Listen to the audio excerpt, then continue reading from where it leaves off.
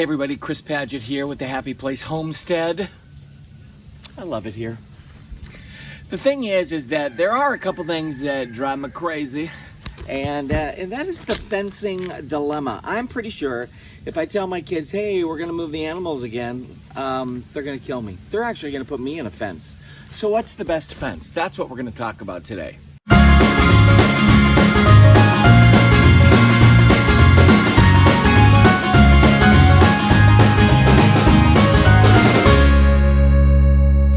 All things fencing. If you've watched any videos on our channel, it's inevitable you're going to run across a video about fencing. How come? Because we're trying not to be that family whose animals go out into the middle of the road, into other people's yards, which, by the way, both have happened to us already. So the thing about fencing is that there's a lot of options, and for us, of course, traditionally in our brain we're thinking, hey, look at that beautiful white picket fence, and look at these incredible farms that have these picturesque landscapes, and the animals are just so content. Shut it! And the animals are super content in their fence, and we think that's what we want. We want to have a place where everybody's just so happy to be in their fences. In practical and real terms, this doesn't really happen that easily. I'm literally gonna choke that chicken. So here's what we've done. Over the years, we've decided, let's explore our fencing options. We put a huge perimeter fence around this place. It was this big rolled fencing wire that we got from Tractor Supply. It's worked out pretty good, actually. It wasn't the best and the most ideal in containing animals, so we took the next step, which was electric fencing. Everybody says electric fencing is the big deal fencing when it comes to containing and keeping your animals where they're supposed to be. But we found that we picked the fencing and the electric fencing at that did not do that. So, for example, sheep. We got this tape fencing from Tractor Supply, and we put the perimeter in place. 3 or 4 actual strands around. It was awesome. We're thinking it's going to be perfect. They're not going to go anywhere. And yet, here's a fun fact. Sheep, when their wool grows, become insensitive to the electric shock from the solar powered, and that was the key there, the solar powered electric tape. So what we recognized was it's not going to work. They need something that's going to really zap them. What we found has worked for us is this Premier One fencing, which of course we've heard about from people like Justin Rhodes and some of the other YouTubers out there. They're rocking it out with the Premier fencing. I don't know what made us wait so long. Probably me and my insane tenacity to try to repurpose and reuse every nail from 15 years ago, including boards that we've gotten from neighbors who took down their sheds. We just basically, I thought, if we got the equipment, let's just put it up. It doesn't have to look pretty, but it'll work. So we did the plunge. We got the Premier One fencing, and you guys, it's literally been a game changer. So we got meat chickens in there, and we got ducks in there, and we've got cows in there, and we got, no, we don't have goats yet. That's our next big thing. We're gonna put goats in there, and if the goats stay in the Premier One fencing, at this point, why do any other fencing?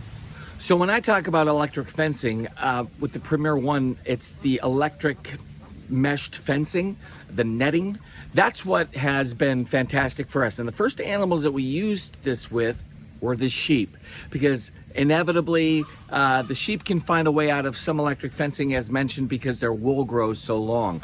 And you guys, it was awesome. Not only was it perfect, and they didn't challenge the fencing and the netting, they kind of just contented themselves. So every time that we rotated that, they didn't challenge the fence. So that was huge. So our fencing, most of the netted fencing I've seen is white, but this is yellow, and because it was cheaper than the white. So it's not so pretty, but it's going to be useful. And it will have to be cleared away before the wedding. So again, it's all about experimenting, which our poor kids are probably so sick and tired of us experimenting.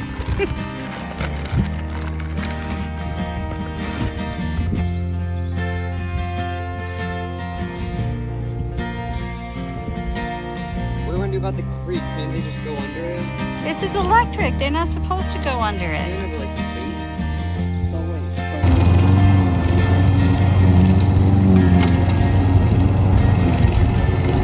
the perimeter. Because this grass is really tall. It hasn't been mowed in a year.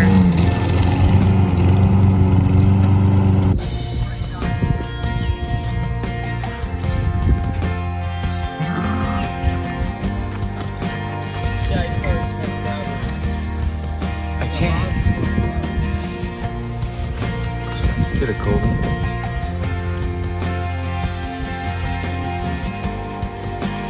Boom. Awesome.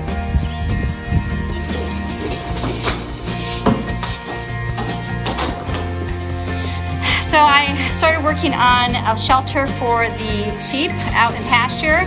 I want to make an arch top to this, but I realized that the fencing I have is too flimsy. So I thought, what can I use? And then we've had this water pipe forever since, it was left here from the previous owners. So we're gonna try and see if this will work. It's firm enough to be able to hold the shape of the wire and then a tarp.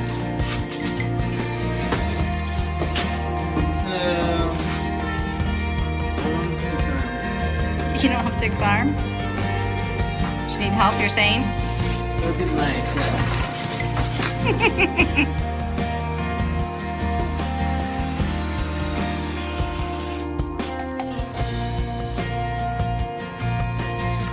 It's secured with zip ties in the front. Now we gotta, it's pretty lightweight, but I still think a little handle would be nice.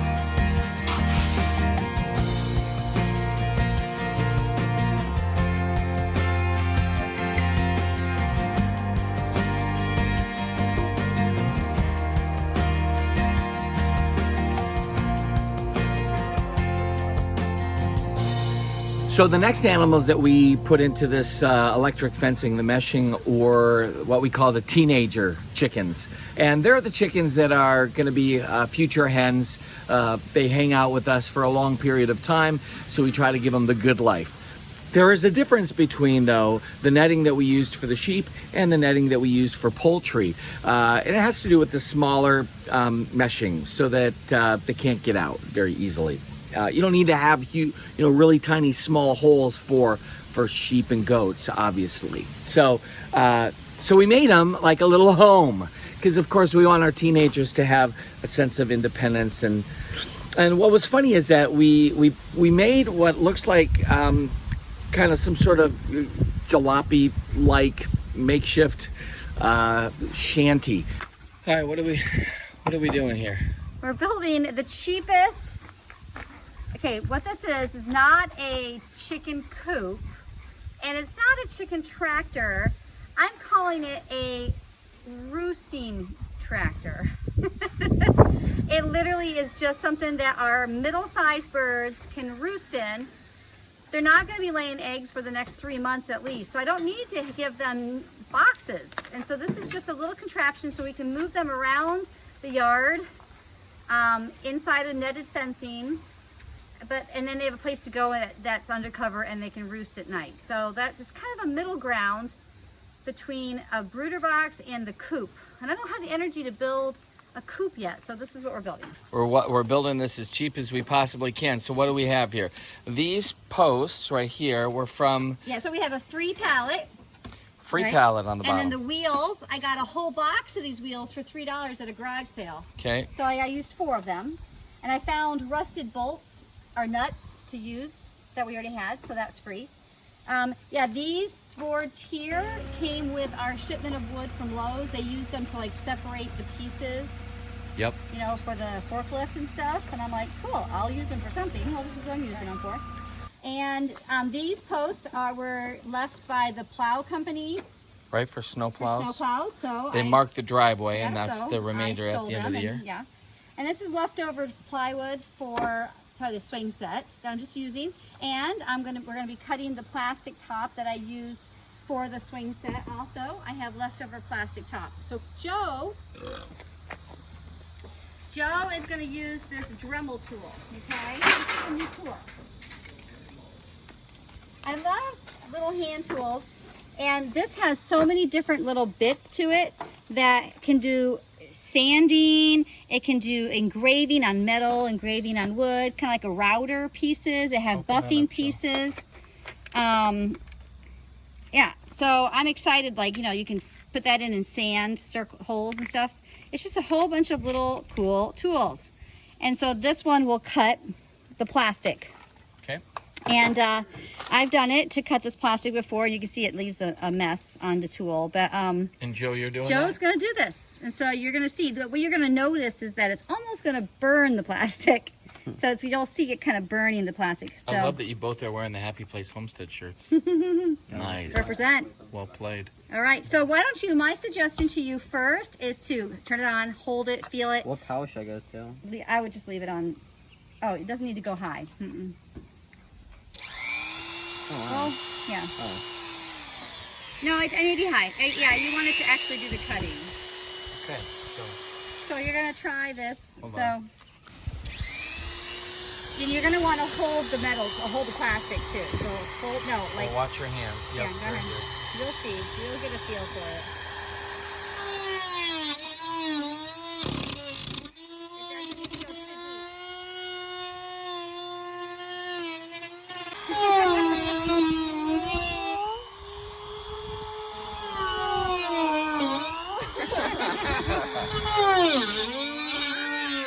Joe, how did it feel? It was really shaky. But it's not as shaky. It's like, you know, the Joe, song. this is your first drum experience. Do you feel like a warrior now? Like I feel like a Dust all over boy. it, yeah. you feel like a boy.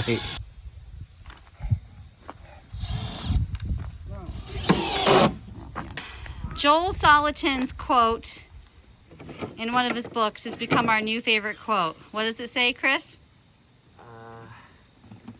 If it's good enough, if it works, Nope. it's good Come on, you're butchering it.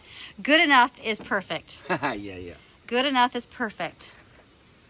And this, Joe, is good enough. Yeah, we need zip ties. We do need zip ties to attach this. Where are you putting them, Chris? Yeah, let's put them right here. So our teenage chicken stayed in that meshed fencing for quite a while until our rough day, which many of you saw that video. If you haven't, you can check it out here. It was a tough day. So as a result of that tough day, we had to move the chickens, which we did, and that created some new options for this electric fencing. So as a result of our success with this electric netting, we decided to get 2 more. And the reason was we had some more animals we wanted to contain. First were ducks. And the ducks have been fantastic in it. They love it. They told me so. They're not going to be with us long. They're going to freezer camp soon. But still, it's been so much better because before they were in a little confined area. They get it all nasty, kind of matted down with their webbed feet. This is a lot more room for them, and they're loving it. And then the second fencing we got for the cows, which is so huge for us because I wanted to move them at least every day, every other day, and it's been fabulous. So we actually have a couple fences set up, one that the cows are in and one that they'll go in. So when we first wanted to explore how the cows were going to do with the electric fencing, we attached it to their main house. And this main house has got the barn and then a whole bunch of huge cattle fences around connected. It's pretty good. We opened that up. I wanted to make sure that they could go in at night where they were used to, just to see how it worked. And it worked fantastic. The only problem was we noticed that the sheep came out and they were grazing alongside the cows, which is fantastic. And then so did the goats. And now that I think about it, actually, the goats didn't challenge that fence either. I think we're going to be going to buy another fence. That's what I think, because the light bulb just went on. She definitely knows. Well, I don't know if she knows yet. I mean, she's been shocked at least 3 times. That's what's nice about this, But- is that they can just go back into their little house tonight. Yeah. So, Boom. Home sweet home. So we ended up wanting to move the cows to their own fenced areas because obviously with all the sheep and the goats and the cows together, it basically takes very little time for the whole area to be eaten. And so now we're going to try to figure out how to rotate the cows in this electric fencing. And we'll try to move them probably every 2 days. Are we gonna take it? Are we taking it over there then? Well, this is pretty thick grass right here. Yeah. Let's just do it right in here. Joe, Colby, if you wanna, we can leave So this connected like this, and then take that edge, and we're gonna start doing the greens here. Oh yeah, just invert it. Turn it inside out. So bring that piece around this way. So you're It's not gonna be connected to that. it's not gonna get connected. We're gonna make these baby cows tough it out. They're gonna learn how to do this the right way. It's time for them to grow up. No shelter, no barn.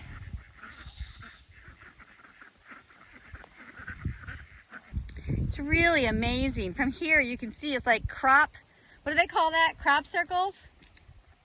Yeah. Look at that. It's amazing. Yeah. So with this, now having only the cows in here, we'll have a better tell.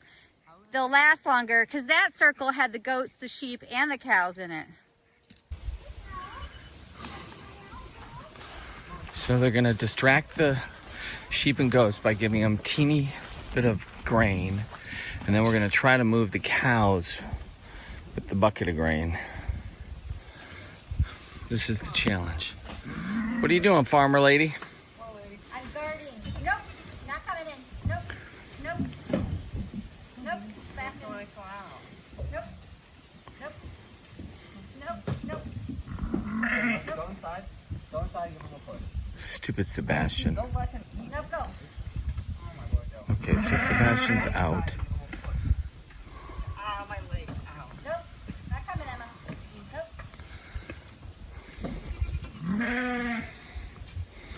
Nope. Now, take her to the actual to the fence, Joe. I don't know why you're spilling the food.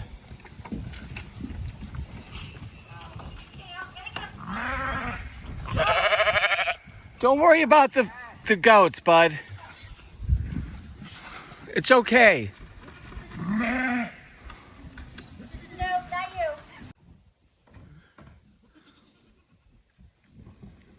Unbelievable. All right, we need to dump something over there for them, yeah. Claire goes the skittish one.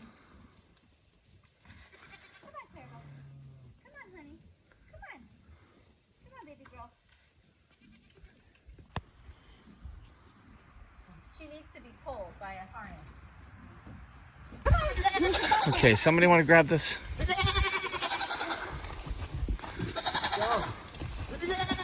Joe, my gosh, you're gonna freak her out here. Oh, Lord. Hilarious. What a clown, Joe. The miracle. Awesome.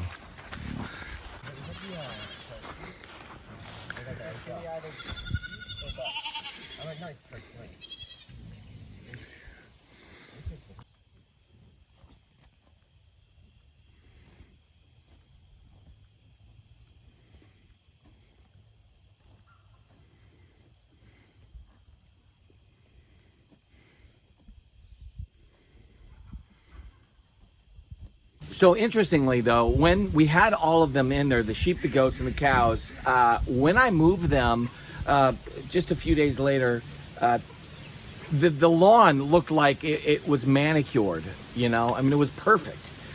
They all just kind of ate according to their needs and their desires, and I've moved it. I still can see it. It looks fantastic. It's like a little mini crop circle, a reminder that we're not alone.